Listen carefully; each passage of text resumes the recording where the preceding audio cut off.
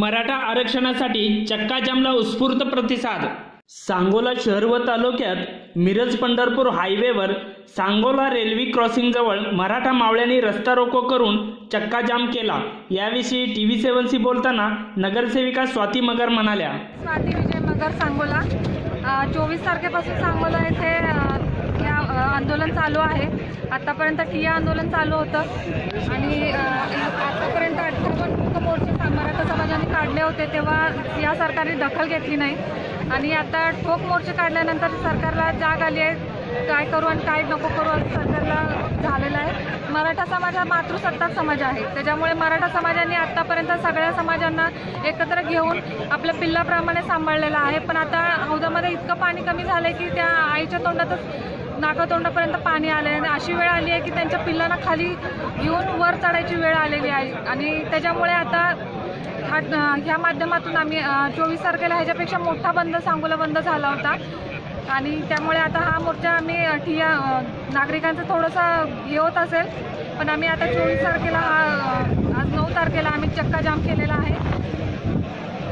तसेच नगरसेविका शुभांगी पाटील यांनीही आपलं मनोगत व्यक्त केलंय। आताची जाऊ प्रथम मानाचा मुद्रा गेली 17 दिवस ठिय्या आंदोलन करणारे सर्व महाराष्ट्रातील सकल मराठा मावळ्यांना मी वंदन करते। खरंच मला या सर्व मराठा मावळ्यांचा अभिमान आहे। तसेच या महाराष्ट्रातील शूर मावळ्यांनी समाजात आरक्षण द्यावे यासाठी महाबलिदान दिले, यांना मी शिवाय श्रद्धांजली वाहते। आरक्षण म्हणजे काय?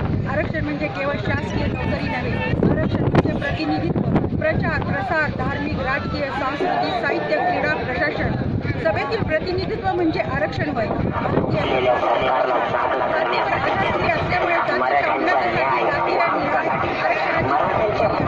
जातीचा विकास झाल्याशिवाय देशाचा विकास नाही, यासाठी आरक्षण अत्यावश्यक आहे।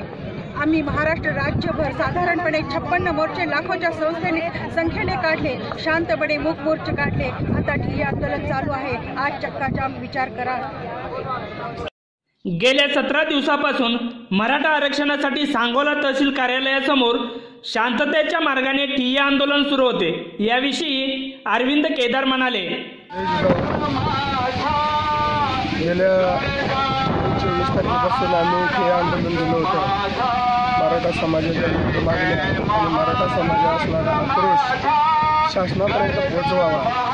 आता तुम्ही पाहिलं आमच्याबरोबर ज्येष्ठ मंडळी आहेत, त्यांना आरक्षणाचा कोणताही फायदा होणार नाही, पण आंब्याचं झाड लावलेलं झाड ते पुढच्या पिढीच्या कामी यावं आणि समाजाची झालेली अवस्था कुठेतरी भरून यावी हे त्यांचा अनुभव आहे आणि या पुढील पिढीला हे दुःख भोगायला लागू नये। किंवा आज समाजाची अवस्था पाहिली की प्रत्येक घरात 30-35 वर्षाची वर मुलं आहेत आणि आज समाजाच्या आर्थिक परिस्थिती बिघडल्यामुळं आज सामाजिक सलोखा किंवा सामाजिक स्वास्थ्य बिघडण्याची वेळ या समाजात उत्पन्न झालेली आहे आणि त्याला सर्वस्वी आरक्षण आणि मराठा समाजात झालेले आर्थिक नुकसान जबाबदार आहे। म्हणून मराठा समाजाला नोकरी आणि शिक्षणात आरक्षण मिळावं यासाठी ते आम्ही कोणतेही राजकीय आरक्षण मागत नसून मराठा समाजाला नोकरी आणि शिक्षणात आरक्षण मिळावं यासाठी हा संपूर्ण महाराष्ट्र बंद आहे आणि हा महाराष्ट्र पेटलेला असताना हे शासन झोपेचं सोंग घेतं